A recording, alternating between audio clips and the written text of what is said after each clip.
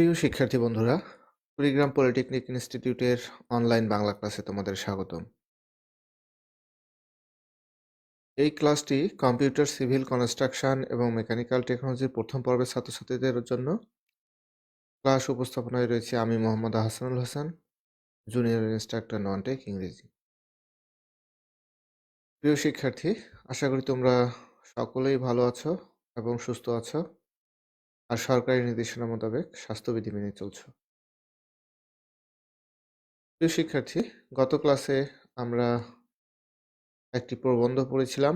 প্রবন্ধের নাম বই কেনা, লিখেছেন সৈয়দ মুস্তফা আলী। বই কেনা প্রবন্ধটি পড়ে আমরা নিচের প্রশ্নের উত্তরগুলো জানতে পেরেছি।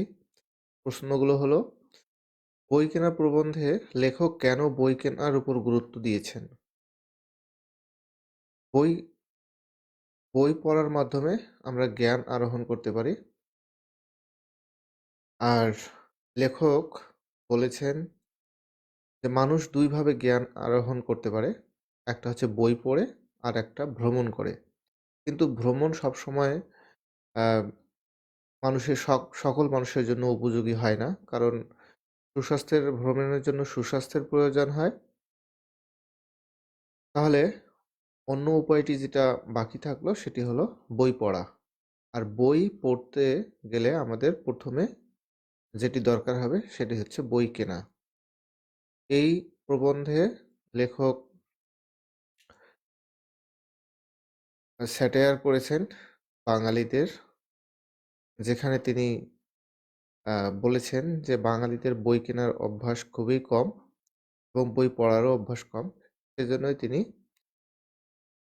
স্যাটায়ার করে এই প্রবন্ধে তিনি বই কেনা তার উপর গুরুত্ব আরোপ করেছেন। মনের চোখ বাড়ানোর উপায় কি? মনের চোখ বাড়ানোর উপায় হচ্ছে জ্ঞান অর্জন করা এবং বই পড়া। যত বেশি বই পড়া যাবে তত মনের চোখ বাড়ানো যায়। সৈয়দ মুজতবা আলী তাই মনে করেন। বিভিন্ন ধর্মে বইকে কিভাবে সম্মান করা হয়েছে? বিভিন্ন ধর্মগ্রন্থ, বিশেষ করে কুরআন শরীফে এবং বাইবেল ও অন্যান্য ধর্মগ্রন্থের কথা প্রাবন্ধিক উল্লেখ করেছেন এবং সেখানে তিনি বলেছেন যে সকল ধর্মগ্রন্থগুলোতে শুরুতে এভাবে বলা আছে যে পড়ার কথা বলা আছে, অর্থাৎ পড়ো তোমার প্রভুর নামে অথবা শুরু করো তোমার প্রভুর নামে, এভাবে বলা আছে। সেজন্য এই পড়ার কথাটাকে, যেহেতু পড়ার কথা বলা আছে বিভিন্ন কিতাবে, সেজন্য বিভিন্ন ধর্মেও এই পড়াশোনার মাধ্যমে জ্ঞান অর্জনের কথা বলা আছে। তাহলে বিভিন্ন ধর্মে সেজন্য আর বইয়ের মধ্যেই সেই জ্ঞানগুলো সীমাবদ্ধ থাকে বা বইয়ের মাধ্যমে জ্ঞান অর্জন করা সম্ভব। সেজন্য লেখক বলেছেন যে বিভিন্ন ধর্মেও বইকে সম্মান করা হয়েছে। আজকের পাঠ বাংলা ভাষার উৎপত্তি ও ক্রমবিকাশ, বাংলা ভাষার রীতি। আজকের এই ক্লাসটির শেষে তোমরা এই প্রশ্নগুলোর উত্তর জানতে পারবে। সেগুলো হলো: ভাষা কি? কোন ভাষা গোষ্ঠী থেকে বাংলা ভাষার উৎপত্তি হয়েছে? বাংলা ভাষার ক্রমবিকাশ বর্ণনা করো। এটার প্রশ্ন উত্তর দিতে পারবে। সাধু ভাষা কি, চলিত ভাষা কি এবং সাধু ভাষা ও চলিত ভাষার পার্থক্য, সাধু ও চলিত ভাষার বৈশিষ্ট্যগুলো, এগুলো তোমরা জানতে পারবে। প্রথমে জেনে নেওয়া যাক ভাষা কি। মানুষের মুখ থেকে ধ্বনি ভাষা হিসেবে বাকযন্ত্র দিয়ে বেরিয়ে আসে। এই বাকযন্ত্র বা কথা বলার যন্ত্র বলতে মানুষের গলা, দাঁত, মাড়ি, জিভ, ঠোঁট, নাক, তালু, মুখের গর্ত এসব বোঝায়। গলা থেকে মুখ দিয়ে বাতাস বেরিয়ে মুখের নানা জায়গায় আঘাত খেয়ে বিভিন্ন রকম ধ্বনি সৃষ্টি করে। এই ধ্বনির অর্থ থাকলে তা হয়ে ওঠে ভাষা। মুখ থেকে বেরিয়ে আসা কয়েকটি ধ্বনির অর্থবোধক মিলনে শব্দ গঠিত হয়। এই শব্দের মাধ্যমে মানুষ মনের ভাব প্রকাশ করে। শব্দের অর্থ না থাকলে একজন মানুষের মুখের ধ্বনি অন্য লোকে বুঝতে পারে না। বুঝতে না পারলে সে ধ্বনি বা শব্দকে ভাষা বলা যায় না। পশুর মুখের ধ্বনি মানুষ বোঝে না। সেজন্য পশু বা পাখির ডাক ভাষা নয়। কখনো, কখনো ইঙ্গিত দিয়েও মনের ভাব প্রকাশ করা যায়, কিন্তু তা ভাষা বলে বিবেচিত হতে পারে না। ভাষার মাধ্যমে মানুষের মধ্যে ভাবের আদান-প্রদান হয়। ভাষা মানুষের যোগাযোগের মাধ্যম। তাহলে ভাষা সম্পর্কে আমরা জানলাম যে ভাষা মানুষের অ্যা মনের ভাব প্রকাশের মাধ্যম এবং অ্যাম ভাষা তখনই হবে যখন মানুষের আ মুখ থেকে নির্গত যে ধ্বনি সেগুলোর যদি কোনো অর্থ থাকে তখনই সেটা ভাষা হয়ে উঠবে। তো ভাষার সংজ্ঞাটা আমরা দেখে নেই। ভাষার সংজ্ঞা: মানুষ মনের ভাব প্রকাশের জন্য যেসব অর্থবোধক ধ্বনি উচ্চারণ করে তাকে ভাষা বলা হয়। মনের ভাব অন্যের কাছে প্রকাশ করার জন্য যেসব অর্থবোধক ধ্বনি উচ্চারণ করা হয় তাই মানুষের ভাষা। কথা বলার জন্য যেসব ধ্বনি ব্যবহার করা হয় তার কোনো না কোনো অর্থ থাকতে হয়। ধ্বনি অর্থ না থাকলেই তা কখনোই ভাষা হিসেবে বিবেচিত হতে পারে না। তো যেটা আমরা আগেও পড়লাম সেটা বললাম যে মানুষের মনের ভাব প্রকাশের জন্য যে সকল অর্থবোধক ধ্বনি আমরা উচ্চারণ করি সেগুলোকে বলা হয় ভাষা। আর সেগুলো যদি কোনো অর্থ মানুষের মুখ থেকে বিভিন্ন ধরনের শব্দ আ ধ্বনি উচ্চারিত হয়, সেগুলো যদি কোনো অর্থ না থাকে, তাহলে সেটা ভাষা হতে পারে না। তো ভাষার সংজ্ঞা দিতে গিয়ে ডক্টর মুহম্মদ শহীদুল্লাহ বলেছেন, মানবজাতি যে ধ্বনি বা ধ্বনিসমূহ দিয়ে মনের ভাব প্রকাশ করে তার নাম ভাষা। তাহলে সহজ ভাষায় আমরা বলতে পারি যে মানুষ মনের ভাব প্রকাশের জন্য যে সকল ধ্বনি উচ্চারণ করে, আ অর্থপূর্ণ ধ্বনি উচ্চারণ করে সেগুলোকে বলা হয় ভাষা। ভাষার গুরুত্ব, ভাষার গুরুত্ব আমরা একটু জেনে নেই। জীবন বিকাশ ও বৈচিত্র্যে ভাষা। মানুষ জন্মগ্রহণের পর থেকেই তার জীবনের বিকাশ ঘটতে থাকে এবং একই সাথে সময়ে, সময়ে বিভিন্ন বৈচিত্র্য আসে। শৈশব, কৈশোর, শিক্ষাজীবন, কর্মজীবন প্রতিটি পর্যায়ে মানুষের ব্যক্তিত্বের বিকাশ ঘটে জ্ঞান অর্জনের মাধ্যমে। আর জ্ঞান অর্জনের মাধ্যম হলো ভাষা। তাই বলা যায় মানুষের জীবন ও ব্যক্তিত্ব বিকাশে ভাষার গুরুত্ব অপরিসীম। তোমরা এই মানুষের জীবনের বিকাশ ও বৈচিত্র্যে যে ভাষার গুরুত্ব আছে সেটা আমরা সবাই জানি। কারণ শৈশবে আমরা যেমন ভাষার প্রয়োজন কৈশোরে এবং শিক্ষা জীবনে এই ভাষাকে দিয়েই আমরা আমাদের জীবনের ও ব্যক্তিত্বের বিকাশ লাভ ঘটে। এটা ভাষার মাধ্যমে। কর্মজীবনেও আমাদের বিভিন্ন ধরনের অভিজ্ঞতা হয় এবং সেগুলোর বিকাশেও ভাষার গুরুত্ব অপরিসীম। সমাজ, সভ্যতা ও সংস্কৃতির অগ্রযাত্রায় ভাষা। ভাষা শুরু কিভাবে তা বলা ভার। তবে ভাষা আদিম যুগ থেকে শুরু করে বিভিন্ন সভ্যতা ও সংস্কৃতির পরিবর্তনের সাথে, সাথে পরিবর্তিত হয়ে বর্তমান রূপে এসে পৌঁছেছে। সকল সভ্যতা ও সংস্কৃতির বিকাশের অবিচ্ছেদ্য অংশ ভাষা। এক কথায় মানুষ আ মানুষের সভ্যতাকে ইতিহাসের ধারার সঙ্গে প্রবাহিত রাখার শ্রেষ্ঠ উপকরণ হলো ভাষা। তো আদিম যুগ থেকে শুরু করে অ্যা সকল সমাজে মানুষ সমাজ যখন আ যখন মানুষ যাযাবর ছিল, তখন ভাষা ব্যবহার করেছে। এরপরে মানুষ যখন সমাজ গঠন করলো, দেশ গঠন করলো, সভ্যতা আসলো এবং প্রতিটি সভ্যতার নিজস্ব সংস্কৃতি ছিল। সবগুলো সবগুলোতেই কিন্তু ভাষা ছিল এবং ভাষা সেই সমাজ, সভ্যতা, সংস্কৃতির সাথে, সাথে পরিবর্তন হয়েছে এবং বর্তমান রূপে এসে পৌঁছেছে। আর আ এক কথায় সেজন্য এখানে বলা যেতে পারে যে সভ্যতার আর ইতিহাসের ধারার সঙ্গে এব এ স সভ্যতাকে ইতিহাসের ধারার সঙ্গে প্রবাহিত রাখার শ্রেষ্ঠ উপকরণ হলো ভাষা। সবকিছুর সাথে যেহেতু ভাষা জড়িত এবং সেইজন্য এই ইতিহাসের ধারার শ্রেষ্ঠ উপকরণ হলো মানুষের সভ্যতাকে ইতিহাসের ধারার সঙ্গে প্রবাহিত রাখার শ্রেষ্ঠ উপকরণ হলো ভাষা।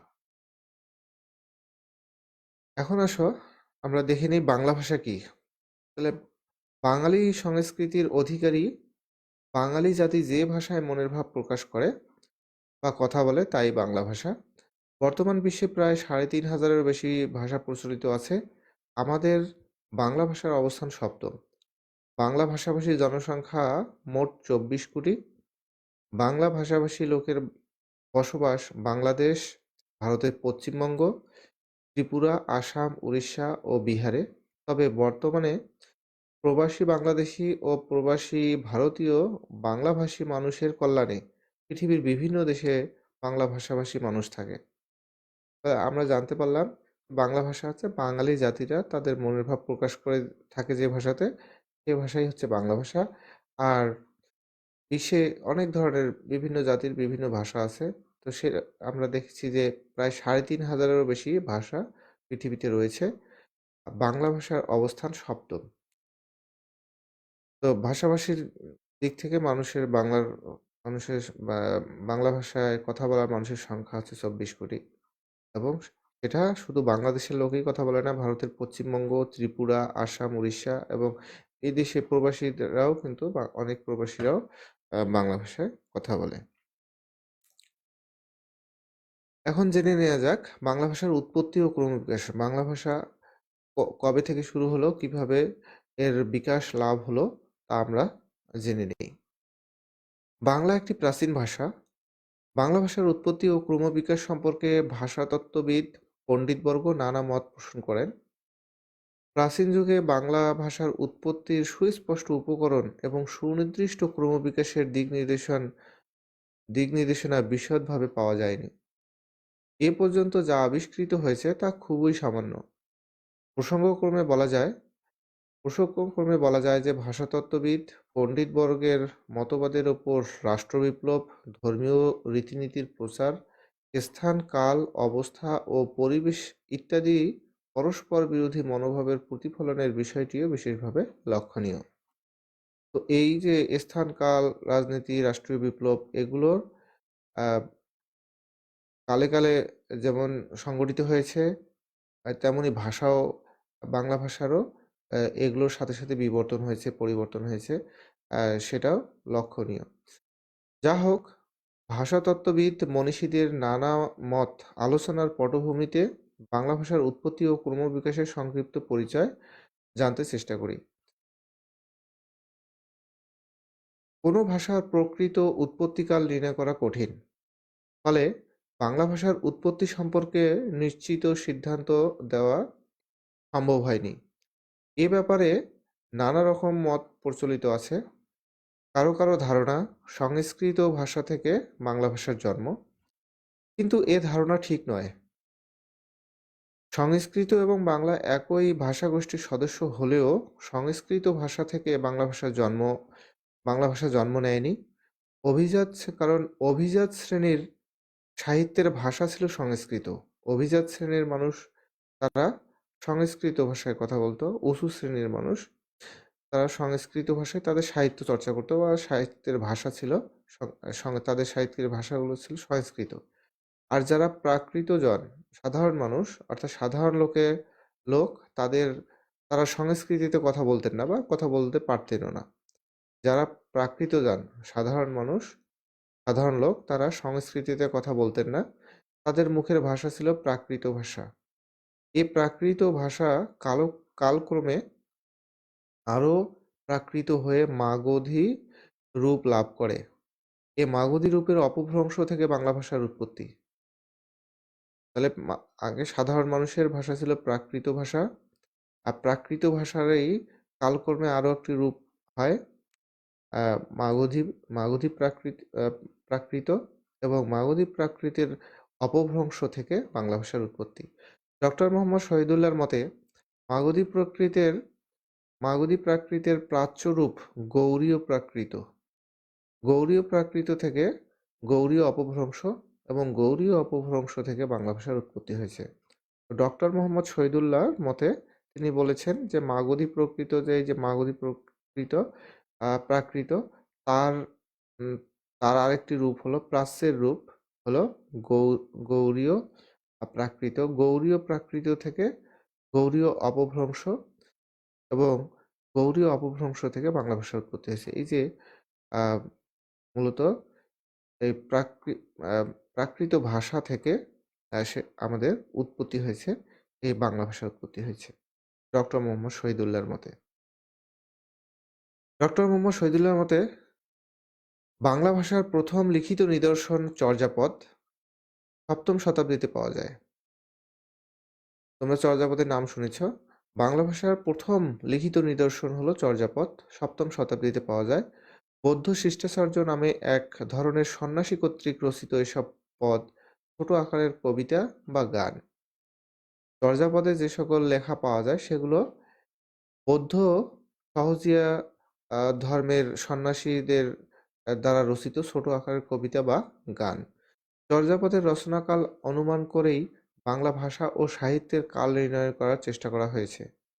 এই চর্যাপদের যে রচনা করেছেন সেই রচনাকালকে অনুমান করে বাংলা সাহিত্যের ভাষা ও সাহিত্যের কাল নির্ণয় করার চেষ্টা করা হয়েছে। চর্যাপদের প্রথম কবি মিন্নাতের আবির্ভাবকাল বিবেচনা করে ডক্টর মোহাম্মদ শহীদুল্লাহ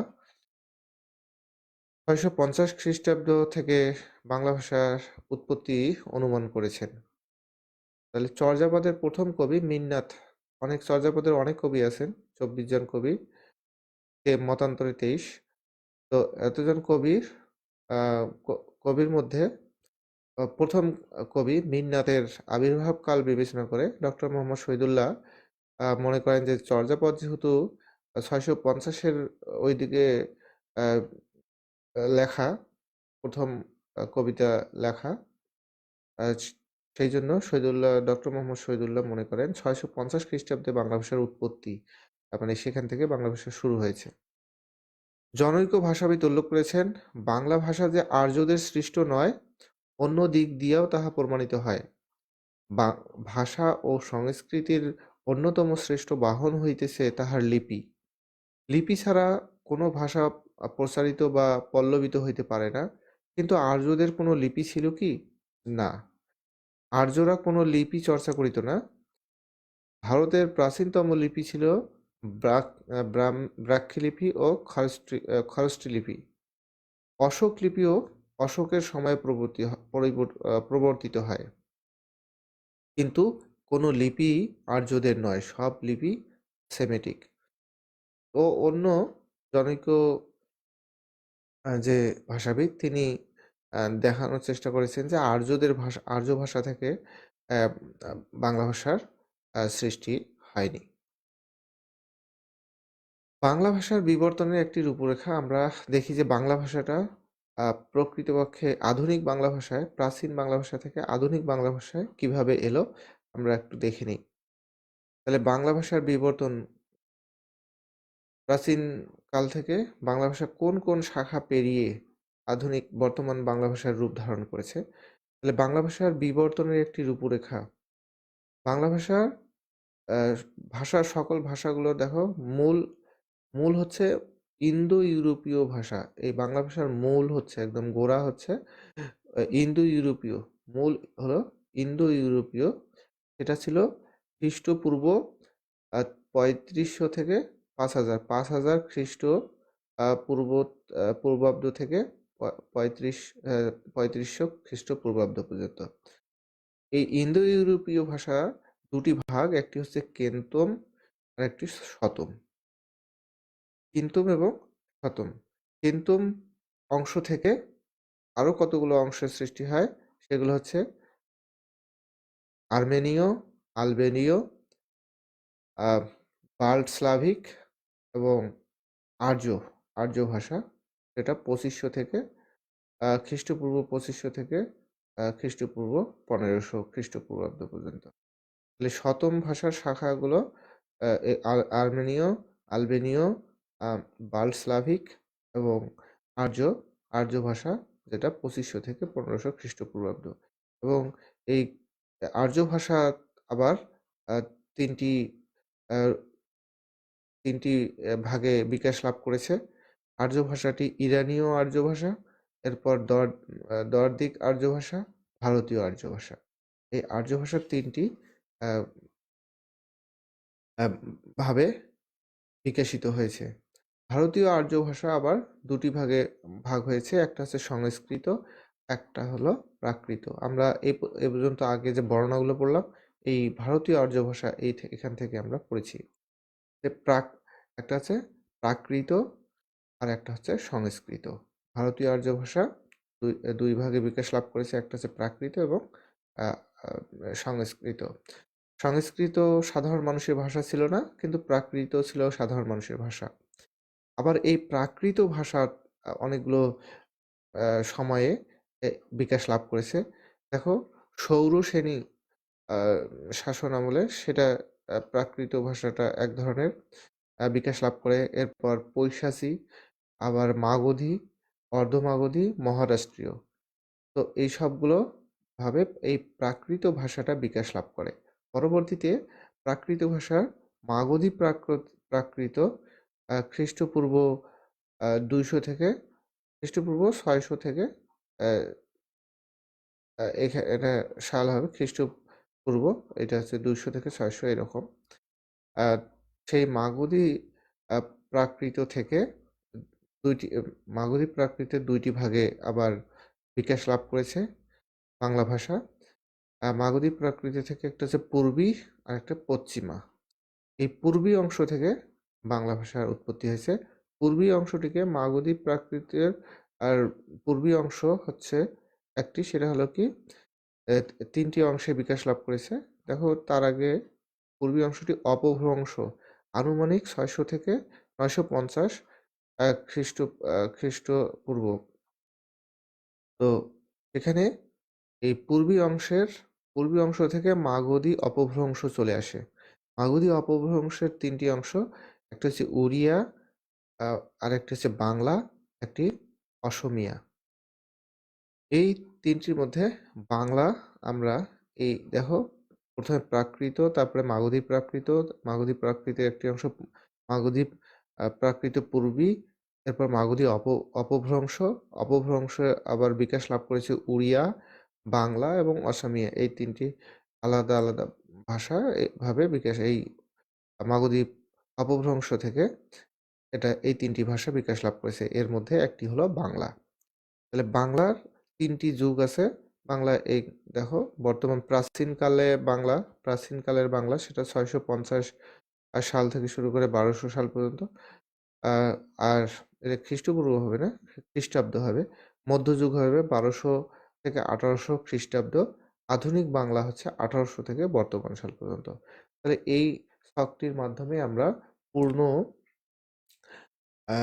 একটা বাংলা ভাষার বিবরণ পেয়ে থাকি। বাংলা ভাষার উৎপত্তি এবং ক্রমবিকাশগুলো সহজেই অনুমান করা যায়। বাংলা ভাষার বিবর্তন ও যুগবিভাগ। কাল অনুসারে ভাষাকে 4 যুগে ভাগ করা হয়েছে। ভাগগুলো ছকের মাধ্যমে নিচে দেখানো হলো। তাহলে বাংলা ভাষার যে ক্রমবিকাশ হয়েছে সেটা 4টি যুগে ভাগ করা হয়েছে। সেটা হচ্ছে প্রাচীন যুগ, সন্ধি যুগ, মধ্যযুগ, আধুনিক যুগ।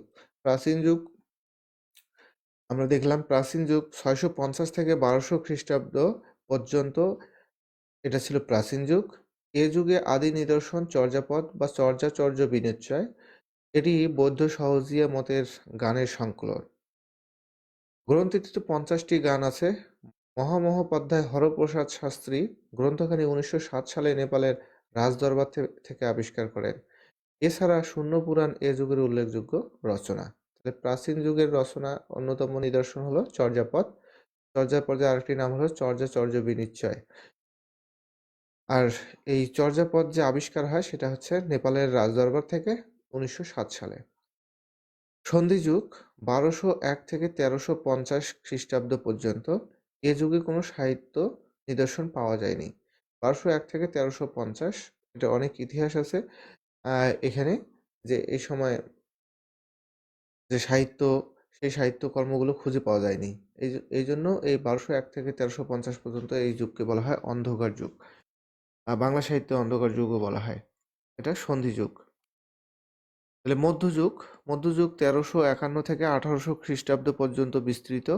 এ যুগের আদি নিদর্শন বড়ু চণ্ডীদাসের শ্রীকৃষ্ণ কীর্তন, শাহ মোহাম্মদ সগিরের ইউসুফ জুলেখা, আলাওলের পদ্মাবতী, দৌলত কাজীর সতী ময়না, মালাধার বসু শ্রীকৃষ্ণ বিজয় এ যুগের উল্লেখযোগ্য রচনা। এই রচনাগুলো আমরা দেখা যাচ্ছে দেখো কাল অনুসারে এই যে বিভিন্ন যুগে, যুগে যে সাহিত্যগুলোর কথা এখানে আমরা বলছি, এই যে সাহিত্যগুলো দেখেই কিন্তু বাংলা ভাষার উৎপত্তি এবং ক্রমবিকাশগুলো আমরা বুঝতে পারি। সেজন্য এই যে প্রাচীন যুগের সাহিত্য দেখে বুঝতে পেরেছি যে এটা প্রাচীন যুগে এই ভাষাটার এরকম অবস্থা ছিল এবং পরবর্তীতে বিকাশ লাভ করে মধ্যযুগে এসেছে। মধ্যযুগে এ তা এই তাদের বিভিন্ন লেখকের লেখাগুলো দেখে আমরা বুঝতে পারি যে বাংলা ভাষার কিরকম ক্রমবিকাশ হলো এবং আধুনিক যুগে এসে বাংলা ভাষা আ কিরকম বিকাশ লাভ করলো সেটা আধুনিক যুগের লেখকের অ্যা বা কবি সাহিত্যিকদের অ্যা যে রচনাগুলো সেগুলো পড়ে আমরা বুঝতে পারি। সেজন্য এখানে এই সাহিত্যিকদের নাম উল্লেখ করা আছে। সাহিত্য এবং সাহিত্যিকদের নাম। তাহলে আধুনিক যুগ ১৮০১ খ্রিস্টাব্দ হতে বর্তমান কাল পর্যন্ত বিস্তৃত। বর্তমান সময় পর্যন্ত এ যুগই বাংলা সাহিত্যের যুগ। এ যুগে বাংলা গদ্য সাহিত্যের উদ্ভব হয় ঈশ্বরচন্দ্র বিদ্যাসাগর, মাইকেল মধুসূদন দত্ত, বঙ্কিমচন্দ্র চট্টোপাধ্যায়, সত্যেন্দ্রনাথ দত্ত, জীবনানন্দ দাশ, দ্বিজেন্দ্রলাল রায়, প্রমোদ চৌধুরী, বুদ্ধদেব বসু প্রমুখ সাহিত্য শিল্পীদের হাতে বাংলা ভাষা ও সাহিত্য সুপ্রতিষ্ঠিত হয়। বিশ্বকবি রবীন্দ্রনাথ ঠাকুর ১৯১৩ সালে গীতাঞ্জলি কাব্যের জন্য নোবেল পুরস্কার লাভ করেন এবং বাংলা ভাষা ও সাহিত্যকে বিশ্ব দরবারে তুলে ধরেন। এই পর্যন্ত আমরা দেখলাম যে বাংলা সাহিত্যের ক্রমবিকাশ কি পর্যন্ত আমরা এখন পর্যন্ত বাংলা সাহিত্যে যেভাবে ক্রমবিকাশ হয়েছে সেটা আমরা দেখতে পেলাম। তাহলে বাংলা সাহিত্যে বিভিন্ন শব্দ বিভিন্ন ভাষা থেকে এসেছে। তো সেগুলো আমাদের আলোচনায় আজকে নেই। তো আমরা এখন দেখি যে বাংলা ভাষায় আ রীতি রয়েছে। বাংলা ভাষার রীতি সাধু রীতি, চলিত রীতি, আঞ্চলিক।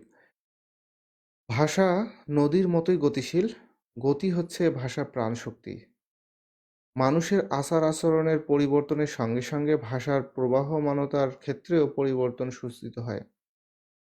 জনগোষ্ঠীর ক্ষেত্রে যেমন এই পরিবর্তনের বিভিন্নতা রয়েছে, ভাষার ধ্বনির রূপতাত্ত্বিক বিভিন্নতা ছাড়াও রীতিগত দিক থেকেও ভাষার বিভিন্নতা রয়েছে। নিম্নতা দেখানো হলো। এক কথায় সক গতিশীল যেমন ভাষা নদীর মতোই গতিশীল এবং সেখানে ভাষার যেমন প্রবাহমানের ক্ষেত্রে পরিবর্তন সাধিত হয়, তেমনি ভাষার রীতিগত দিকেও ভিন্নতা রয়েছে। তাহলে ভাষার ২ ধরনের রীতি আছে। একটা হচ্ছে মৌখিক বা কথ্য রীতি। মানে কথ্য ২ টি ভাগে ভাগ করা যায় ভাষাকে। একটা হচ্ছে মৌখিক কথ্য এবং একটা হচ্ছে লৈখিক হ্যাঁ? বা লেখ্য। মৌখিক হচ্ছে ২ ধরনের। একটা হচ্ছে আঞ্চলিক, একটা হচ্ছে সার্বজনীন। আঞ্চলিক কি? বিভিন্ন অঞ্চলের নিজ, নিজ অঞ্চলের ভাষা যে আঞ্চলিক ভাষায় কথা নির্দিষ্ট অঞ্চলের মানুষই বুঝতে পারে সেগুলো হচ্ছে আঞ্চলিক ভাষা। আর সার্বজনীন যে যে যেটা হচ্ছে অ্যাম সকল মানুষ যে ভাষাটি বুঝতে পারে সেটা হচ্ছে সার্বজনীন কথ্য ভাষা। আবার লিখিত রূপ আছে ২ ধরনের সাধু ভাষা, চলিত ভাষা। আমরা একটু দেখে নেই মৌখিক বা কথ্য ভাষার আঞ্চলিক এবং সার্বজনীন ভাষা। দেখো যে ভাষায় সাধারণ কথাবার্তা বলা হয় সেই ভাষাকে মৌখিক বা কথ্য ভাষা বলা হয়। মৌখিক ভাষা ২ ধরনের সার্বজনীন কথ্য ভাষা ও আঞ্চলিক ভাষা। সার্বজনীন কথ্য ভাষা যে ভাষা সকল অঞ্চলের লোকেরই বোধগম্য তাই হচ্ছে সার্বজনীন কথ্য ভাষা।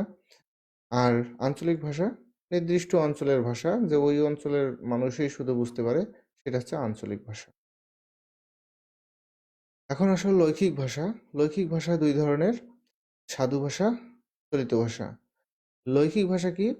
লৈখিক ভাষা অফিস, আদালত, সংবাদপত্র, স্কুল, কলেজ ও সাহিত্যকর্মে যে ভাষায় সর্বজন স্বীকৃত অবস্থায় লেখা হচ্ছে তাকে লৈখিক ভাষা বলা হয়। এক কথায় অফিস, আদালত, সংবাদপত্র, স্কুল, সাহিত্যকর্ম যে ভাষায় রচিত হয় সেই সর্বজন স্বীকৃত যে অবস্থা আছে সেই লেখার তাকে বলা হচ্ছে লৈখিক ভাষা। লৈখিক ভাষা ২ প্রকার। একটি হচ্ছে সাধু ভাষা, চলিত ভাষা।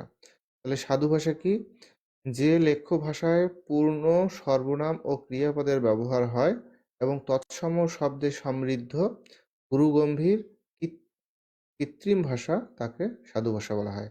তাহলে সাধু ভাষার সংজ্ঞাটা মনে রাখবে, পরীক্ষায় থাকতে পারে। যে লেখ্য ভাষায় পূর্ণ সর্বনাম ও ক্রিয়াপদ ব্যবহৃত হয় এবং তৎসম শব্দে সমৃদ্ধ গুরুগম্ভীর কৃত্রিম ভাষা তাকে সাধু ভাষা বলে। চলিত ভাষা, যে ভাষায় সর্বনাম ও ক্রিয়াপদের সংমিশ্রণ মিশ্রণ রূপে বসে এবং অধিক হারে তদ্ভব দেশি বিদেশি শব্দের ব্যবহার হয় তাকে চলিত ভাষা বলে। এই সংজ্ঞা দুটো তোমরা মনে রাখবে। সাধু ও চলিত ভাষার মধ্যে পার্থক্য। সাধু ও চলিত ভাষা, আমরা দেখো সাধু যদি আসে যে সাধু ভাষার বৈশিষ্ট্য লিখো, তাহলে এই শুধু এই অংশগুলো 1 থেকে 10 এগুলো যদি আমরা লিখি তাহলে সাধু ভাষার বৈশিষ্ট্য হবে। আর চলিত ভাষার বৈশিষ্ট্য, তাহলে চলিত ভাষার 1 থেকে 10 এ পর্যন্ত আমরা চলিত ভাষার বৈশিষ্ট্য এগুলো লিখলেই চলিত ভাষার বৈশিষ্ট্য হবে। আর যদি সরাসরি পরীক্ষা থাকে যে সাধু ও চলিত ভাষার মধ্যে পার্থক্য কি, তাহলে আমরা এই পার্থক্যটা তুলে দিতে পারবো। সাধু ভাষা কি? তাহলে আমরা সাধু ও চলিত ভাষার মধ্যে পার্থক্য দেখে নিই। সাধু ভাষা গুরুগম্ভীর, সাধু ভাষা গুরুগম্ভীর, চলিত ভাষা সহজ সরল। সাধু ভাষায় সর্বনাম পূর্ণরূপে প্রকাশিত হয়। সাধু ভাষায় সর্বনামের ব্যবহার হয় এবং পূর্ণরূপে প্রকাশিত হয়। চলিত ভাষায় সর্বনামের সংক্ষিপ্ত রূপ প্রকাশিত হয়। সাধু ভাষায় তৎসম শব্দের ব্যবহার হয়। চলিত ভাষায় তদ্ভব ও দেশি শব্দের ব্যবহার হয়। সাধু ভাষায় হইতে দিয়া অনুসর্গ ব্যবহৃত হয়, আর চলিত ভাষায় তদ্ভব ও দেশি শব্দের ব্যবহার বেশি হয়। সাধু ভাষা দুষ্পরিবর্তনীয়। সাধু ভাষার পরিবর্তন সহজে করা যায় না। চলিত ভাষা পরিবর্তনশীল। সাধু ভাষার সাধু ভাষার ক্রিয়াপদের পূর্ণ প্রকাশিত হয়, আর চলিত ভাষায় ক্রিয়াপদের সংক্ষিপ্ত রূপ প্রকাশিত হয়। এটি সাধু ভাষা নাটকের সংলাপ ও বক্তৃতার ক্ষেত্রে অনুপযোগী ভাষা, আর চলিত ভাষা হচ্ছে এটি নাটকের সংলাপ ও বক্তৃতার ক্ষেত্রে উপযোগী ভাষা। সাধু ভাষায় পদবিন্যাস সুনির্দিষ্ট ও সুনিয়ন্ত্রিত। চলিত ভাষায় পদবিন্যাস সর্বদা সুনিয়ন্ত্রিত নয়। সাধু ভাষার পদবিন্যাস সুনির্দিষ্ট ও সুনিয়ন্ত্রিত, আর চলিত ভাষায় সম্পূর্ণরূপে ব্যাকরণের নিয়মকে মেনে চলে না। সাধু ভাষার যে পদবিন্যাস সেটা ব্যাকরণ মেনে চলে, আর চলিত ভাষা ব্যাকরণ মেনে চলে না। সাধু ভাষা প্রাচীন, চলিত ভাষা আধুনিক। তাহলে অনেকগুলো পার্থক্য এখানে দেওয়া থাকলো। তোমরা বৈশিষ্ট্য বললে এগুলো লিখতে পারবে এবং পার্থক্য বললেও এটা লিখতে পারবে। তো ক্লাস পর্যালোচনা, আজকে যে ক্লাসের আলোচনা সেখান থেকে আমরা শিখলাম যে ভাষা কি, মানুষ মনের ভাব প্রকাশের জন্য মুখ দিয়ে যে সকল অর্থবোধক ধ্বনি উচ্চারণ করে এবং তার মাধ্যমে মনের ভাব প্রকাশ করে সেটাই হলো ভাষা। ভাষা কোন ভাষাগোষ্ঠী থেকে উৎপত্তি হয়েছে? আমরা দেখলাম যে আর্য ভাষার থেকে ধীরে ধীরে ক্রমবিকাশ হয়ে প্রাকৃত থেকে গৌড়ীয় প্রাকৃত, এরপর গৌড়ীয় প্রাকৃত থেকে অপভ্রংশ থেকে পর্যায়ক্রমে আমরা বাংলা ভাষা পেয়েছি।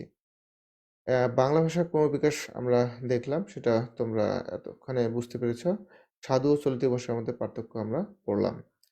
তো বাড়ির কাজ, এইখান থেকে যে এই অনুশীলনী থেকে যতগুলো প্রশ্ন আছে সবগুলো ভালো করে পড়ে নেবে এবং লিখবে। আর পরবর্তী ক্লাসে আমরা বাংলা ব্যাকরণের একটি অংশ, বাংলা বানান রীতি ও শব্দ প্রয়োগ, এটা নিয়ে আলোচনা করব। তো ধন্যবাদ সবাইকে ক্লাস থাকার জন্য।